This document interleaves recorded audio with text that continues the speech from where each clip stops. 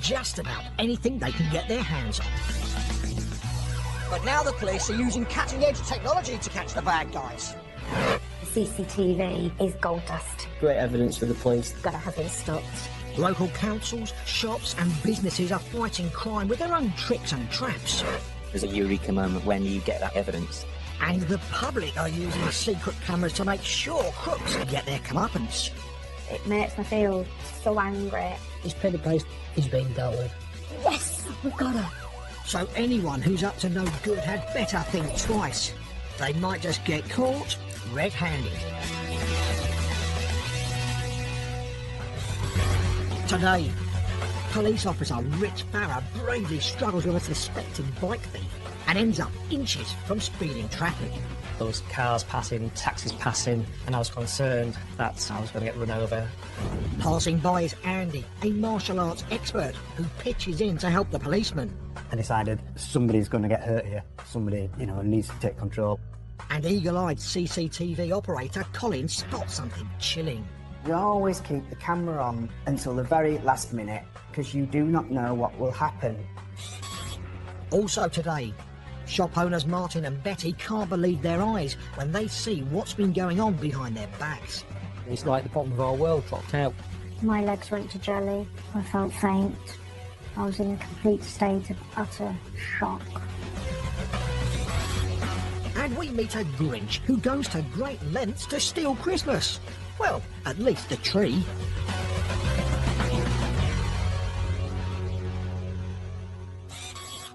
There are around 5 million CCTV cameras in this country which help combat crime. And some of them are manned 24 hours a day.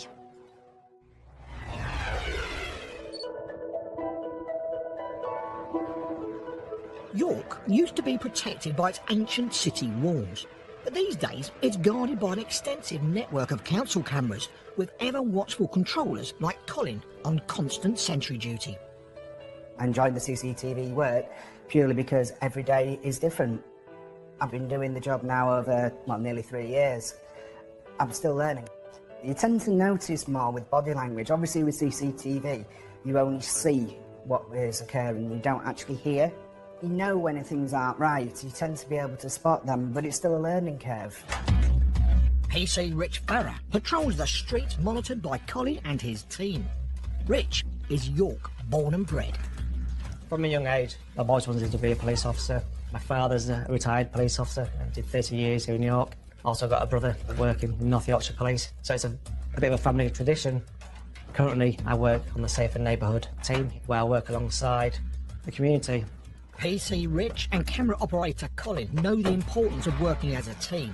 Ever since one night when Colin was on the cameras and Rich's life was on the line. It's a Saturday evening in York city centre. In the CCTV unit, Colin receives a call from a pub doorman telling him a man is behaving suspiciously near a bike rack. He swings his cameras round to find the suspect. He was taking a unhealthy interest in the rear wheel sprocket. I believed he was looking for what's called quick release wheels, things that he could easily steal and transport. Modern bikes can cost thousands of pounds. Sometimes even a single wheel can be worth £500. There's big money to be made on the black market.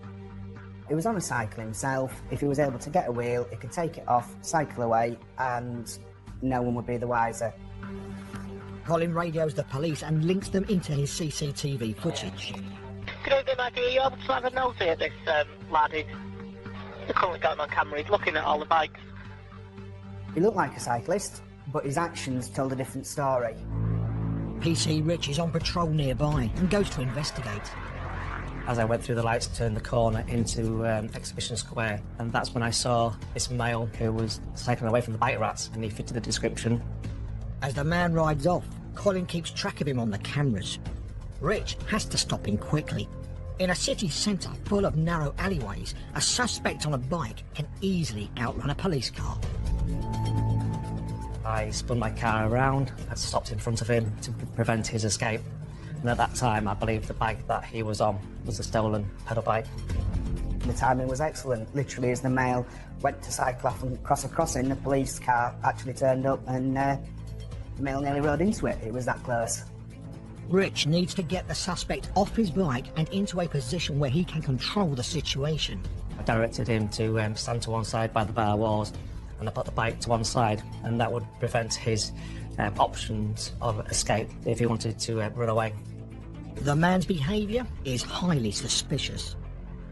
He became more and more fidgety, stepping from foot to foot, and they were all the signs that he didn't want to be there. He got more and more antsy as I searched him. The suspect is so nervous, Rich thinks he might be hiding something. I then moved around to the side of him so I could search the back of his body. At that point, that's when all hell broke loose. The man tries to run, but Rich is having none of it.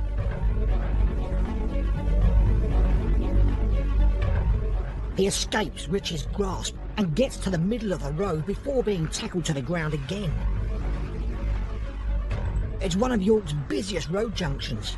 Cars narrowly miss them. In the camera control unit, Colin alerts the police station to send for backup. Any unit to Exhibition Square, please. I recall a lot of my personal protective equipment falling from my utility vest. I can remember something metal falling to the ground. I thought that was my police baton. The suspect continues to resist arrest. Rich needs help, and he's going to need it before police backup can arrive.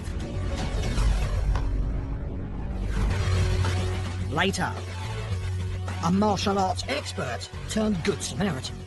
He started losing grip on the guy. There were cars swerving round him, so I just threw the car door open, run across and grabbed the guy from behind. And for Rich, there's a shock to come when the security cameras reveal something even more sinister. I was picking up my personal equipment from the floor, and I thought, oh my God, there's a butcher's knife. Also coming up, the newsagents who are convinced their employee and friend is stealing from them, but they need to prove it. She knew that we were going under, and she still played the innocent card.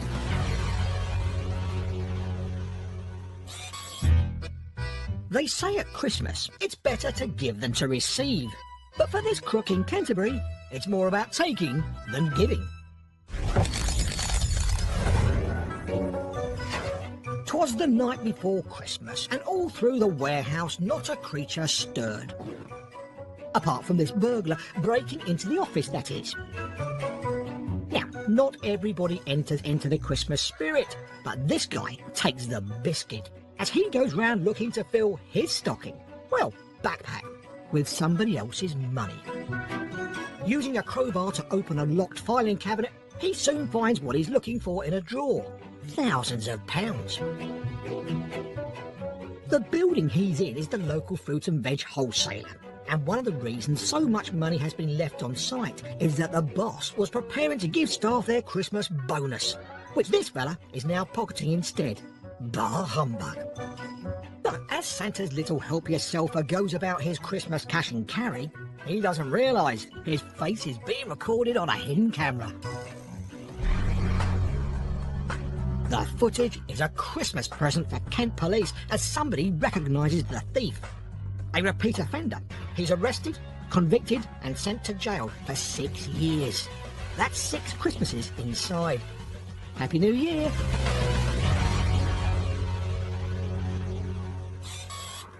Our local newsagents are often up before the sparrows and still open long after we've gone to bed. They work hard for their money, so it can be a bitter blow when some of that money goes missing. A once booming business facing a financial crisis. I was like ploughing money into a sinking ship. A couple at the end of their tether. Martin almost collapsed one day with the strain of it all. And the camera footage that shook their faith in the world. I felt faint. I was in a complete state of utter shock.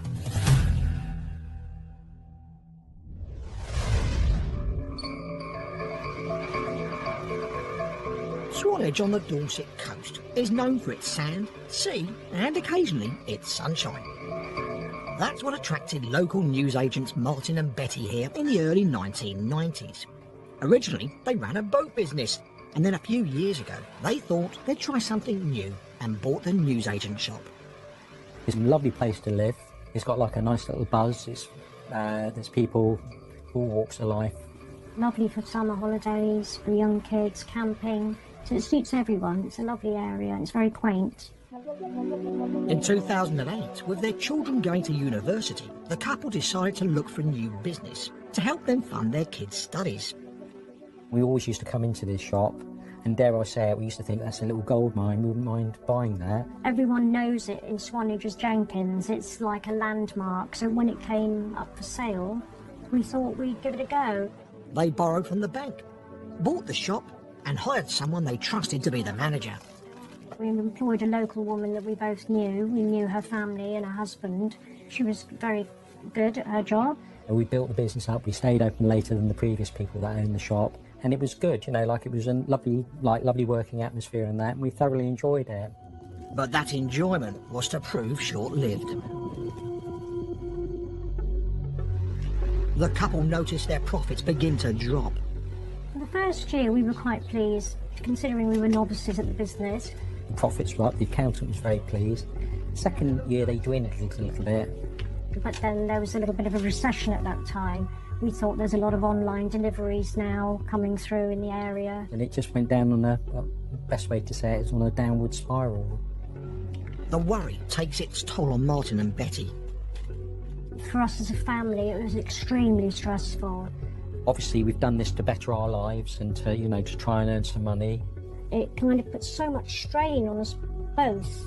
By buying the shop, I was thinking in my mind it was the worst thing I've ever done in my life. We had to borrow £25,000 with a friend just to buy stock. We had to use our credit cards to buy stock. I was like ploughing money into a sinking ship. I just really kind of hated myself. Martin almost collapsed one day with the strain of it all because it was just too much. Desperately short of cash, the couple are forced to rent out their family home and move into a small flat above the shop. Their accountant, who's trying to help them save the business, comes up with a theory for their financial crisis. Well, I hate to say it, he said, but have you got anyone stealing? I thought, that can't be. You might think someone would steal a bar of chocolate or a packet of crisps, but not to that extent. But they have to think the unthinkable. Their business is losing money fast. Betty starts investigating and soon spots something suspicious. I was in the back office one day and I saw the manageress's handbag and it was kind of open at the top. She saw in her handbag a packet of cigarettes. Now these cigarettes, they were like a limited edition. They hadn't been out very long and our supplier had given us some to try and see if they sold. So I went to the till and I checked all my sales from that morning that she'd been on that shift, and that brand had not been sold. So then obviously, you know, alarm bells start ringing, so she had a look a little bit more. I checked another brand of cigarettes that I knew she'd smoked, and there were 3 boxes of 20 cigarettes missing. But the manageress has been a friend of the family for a long while. Surely she can't be stealing from them. Betty waits for the woman to finish her shift. Then, together with Martin, she checks out the shop CCTV from that morning. It's the first time they viewed the security camera footage for years. We discovered the continuous stealing from the till. Terrible. The camera doesn't lie. The manageress can be clearly seen taking money from the till and sneaking it into her handbag under the counter. We were absolutely, I don't know, I mean, it's like the bottom of our world dropped out. My legs went to jelly. I felt faint. I felt sick. I was in a complete state of utter shock. But their investigation is only just beginning. They look at security camera footage from previous days. The more we watched, the more we just couldn't believe. It seemed like every customer or every second customer was coming in, she was either pocketing the money or stealing products. It was terrible. The recordings make for grim viewing. Their supposed friend is clearly nothing of the sort. She knew that we were going under. She knew we told her, and she still played the innocent card. And the betrayal, we will never recover from the betrayal. Now Betty and Martin must consider their next move. After a sleepless night, they decide to get more proof. We came through the shop and she was a bit surprised to see us in the shop so early, and we walked through to the back office and I kept the door closed, and we did look in our handbag. We found like a little stealing bag and it was crammed full of £20 notes. I took photographs of it, and later on in the day that we looked on the CCTV again and we could see that she'd actually stolen that money out of the safe in the morning and put that into our handbag. When we were watching the footage, my wife, she was actually physically sick. They called the police. When we explained what had happened, we were told to secure the CCTV footage immediately. They sent a CID officer down. We saw a few clips, and then we decided with the sergeant to go and raid her flat that night. The woman is arrested and charged with theft. In court, the woman was found guilty of the theft of cash and goods worth more than £12,500. She was sentenced to 15 months in prison, suspended for a year, and given a community order to do 130 hours unpaid work. She was also put under curfew for 3 months with an electronic tag. Martin and Betty now have staff they can trust, and their business is back on track. Things are so different now. I mean, the profit margin's gone up to nearly 27%, which is very good for like a little convenience store. So we are on the up. We've got money now. Although we have these debts that we have to pay, we can now see the light at the end of the tunnel. It's hard enough making a small business pay without somebody helping themselves to your takings. So, what can business owners do to guard themselves from pilfering? Your business is often your livelihood. You could have invested your life savings into this. So don't be afraid to be suspicious of your employees. And if you've got security like CCTV that you can use to your advantage, then do so. Check if you've got a suspicion around a particular staff member. Check the CCTV when they've been on duty. And that way you can either eliminate them, or you've obviously then found your suspect so you can call the police. It's not about not trusting your staff, but be in a position where, in the event that something does happen, something does get taken, that you've got those processes in place to be able to provide the evidence, because without it, you're going to be on the back foot. My advice would be to contact your local police station where crime prevention officers could come out, complete a survey of the business internally and externally, and offer crime prevention advice. And that might be installing CCTV, some signage, better locks, security bars on windows. There's a whole host of things out there, but certainly I would ask the police for some advice. Earlier we saw how the cameras had caught one Christmas criminal. But we've also come across another star of Christmas CCTV who clearly doesn't believe in goodwill to all men. Shopkeepers expect the festive season to be stressful, but they wouldn't expect to face a drive-by looting of their Christmas trees. And that's what this thief is banking on, a Christmas tree for free. Like a commando raid, he's in and out before anyone notices. Here it is again, in slow motion. Boot open, and out he pops, like a jack-in-the-box. Over to the tree display, picks his favourite, but will it fit in the car? Course it will. This operation has been planned with military precision, except for one thing, that is. He's cunningly wearing a hoodie to cover his face, but he's stupidly forgotten to cover his car number plate. So this festive felon is heading for a Christmas visit, not from Santa, but the police.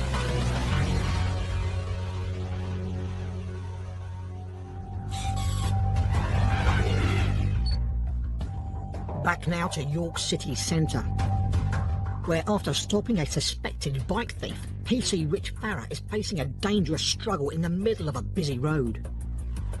The whole incident is being monitored by Colin, a sharp-eyed city camera operator. Police backup is on the way, but Rich is in need of help right now, and he's about to get a lucky break. Passing by in a taxi is a martial arts expert called Andy, who's on his way to A&E with a painful rib injury.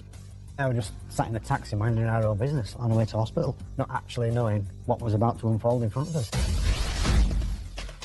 Andy spots PT Rich Farrer struggling to restrain the suspect. I had no idea who the guy was, I had no idea why he was being arrested or, you know, or why he'd made a bid for freedom. Rich and the suspect are in real danger.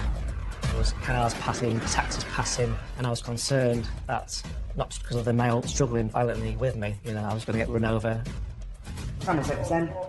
Colin is relaying the live camera images to police control and recording the incident for evidence. When you're watching something like that and the incident's escalating, you're powerless to do anything. You know police backup's on the way, which is a relief.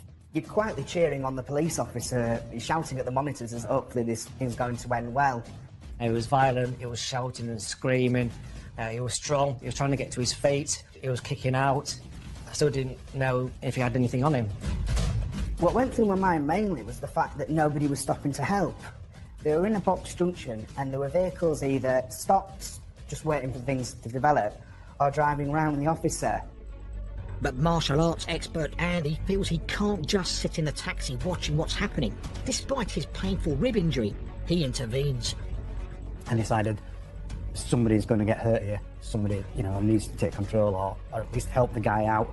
They were going to get run over. And that's when I threw the car door open, run across and grabbed the guy from behind. I was wrestling with this male on the ground. This other person joined me. I wasn't sure if he was another offender, if he was a member of the public, if it was an off-duty police officer, if it was an on-duty police officer. You know, I had something else to contend with. The person introduced himself and asked me if I needed any assistance. I said yes, please, you know, assist me. Andy warns the suspect if he keeps fighting them, he will have to use his martial arts on him. You then think, you realise that, you know, things weren't going quite his way, and he started to struggle and kick and try and escape. Because the suspect refuses to submit, Andy puts his training to work and overpowers him with a martial arts hold. I tightened my grip for only a second, and it did make him unconscious, but only for a second or so. The suspect is subdued. Minutes later, the police backup arrives, and Rich makes his arrest. When the cuffs finally went on the male and it was obvious that he was detained, he couldn't get away, there was both relief that the situation had come to a close, the satisfaction that the police had got their man. But Colin's CCTV skills are about to be needed again. The police backup arrives, the male goes into the back of the police van, I put the cameras back into their home positions, everything's calm. I'm getting ready to download the footage because I knew the police would want a copy of this. And then an officer radios up saying, can you put the camera on me? I went back where we initially had this struggle, where the bicycle was picking up my personal equipment from the floor, and I thought, oh my God, there's a butcher's knife laying next to my equipment in the gutter. The 12-inch knife could belong to the suspect, which would escalate the charges against him. But Rich needs proof, and that's where Colin comes in again. After the police officer bent down and picked this knife up, it was like, well, where's that come from? So I reviewed the footage, and at the very start of it, when the male first goes down on the floor, if you look carefully, you can actually see the knife fall out the back of this male's trousers. So it was rather shocking that it was actually there. You can quite clearly see this large knife sticking out the back of his trousers. It's not bolt croppers that I thought he had on this person when I was searching him for items that were used to steal this bike or any other bike. I thought, flipping heck, this could have ended so much differently had it not ejected from his clothing. The news comes as a shock to Andy too. My first thoughts was, where was it when I actually had hold of him? When they said the guy had a 12-inch kitchen knife. I can understand why people don't get involved. It's not always what you see at that moment, it's the whole big picture. And once that all comes into play, that's when you realise things could have got a whole lot worse for everybody involved. York isn't the crime capital of the North. We don't have a weapons culture here. And to see something like that on a Saturday afternoon did come as quite a surprise and a bit of a shock, really. Colin's footage proves the suspect is guilty of carrying a blade. The offender could have quite easily denied any knowledge of this knife, that it wasn't his, it didn't belong to him. But the CCTV quite clearly shows that this butcher's knife was not just on him, but it was secreted down the back of his trousers. York CCTV Operations Manager Christian Wood often provides crucial footage like this to the Crown Prosecution Service. One of the benefits of CCTV is that it can help prevent long court cases. If you have footage of the actual incident, quite often the defendants will see that and just plead guilty straight away. And in court, the suspect did plead guilty to resisting arrest and carrying the knife. He was sentenced to 2.5 years in prison. News of the incident reached Andy's loved ones, and he got mixed feedback about putting his own life in danger. The reaction from friends and family was mostly positive. Some said, I wouldn't have got involved. Others were like, yeah, you did what you had to do, and you knew what you was going to do, and everything was fine. So yeah, it's been pretty positive. I don't think it's brave or naive. I think I just did what I did without even thinking about it.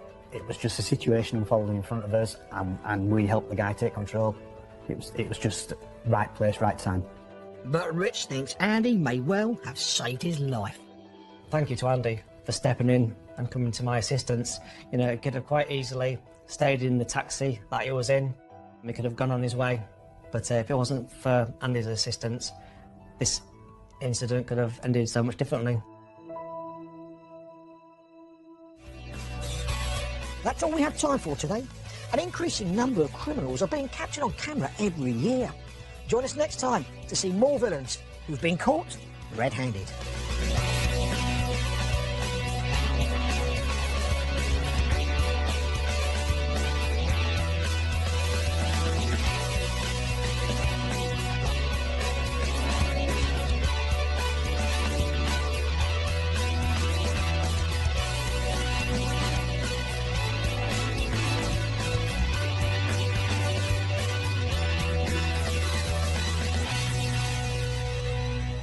Take control. And eagle-eyed CCTV operator Colin spots something chilling. You always keep the camera on until the very last minute, because you do not know what will happen. Also today, shop owners Martin and Betty can't believe their eyes when they see what's been going on behind their backs. It's like the bottom of our world dropped out. My legs went to jelly. I felt faint. I was in a complete state of utter shock. And we meet a Grinch who goes to great lengths, so anyone who's up to no good had better think twice. They might just get caught red-handed. Today, police officer Rich Farrer bravely struggles with a suspected bike thief and ends up inches from speeding traffic. There was cars passing, taxis passing, and I was concerned that I was going to get run over. Passing by is Andy, a martial arts expert who pitches in to help the policeman. I decided somebody's going to get hurt here. Somebody, you know, needs to steal Christmas. Well, at least the tree.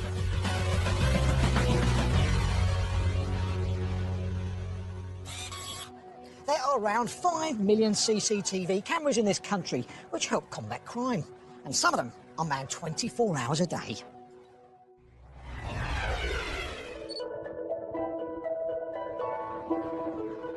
York used to be protected by its ancient city walls, but these days it's guarded by an extensive network of council cameras with ever-watchful control. Just about anything they can get their hands on. But now the police are using cutting-edge technology to catch the bad guys. CCTV is gold dust. Great evidence for the police. Gotta have it stopped. Local councils, shops and businesses are fighting crime with their own tricks and traps. There's a eureka moment when you get that evidence. And the public are using secret cameras to make sure crooks get their comeuppance. It makes me feel so angry. This Penny Place is being dealt with. Yes, we've got her. Bowlers like Colin on constant sentry duty. I enjoyed the CCTV work purely because every day is different. I've been doing the job now over, nearly 3 years. I'm still learning. You tend to notice more with body language. Obviously with CCTV, you only see what is occurring. You don't actually hear. You know when things aren't right. You tend to be able to spot them, but it's still a learning curve. PC Rich Farrer patrols the streets monitored by Colin and his team.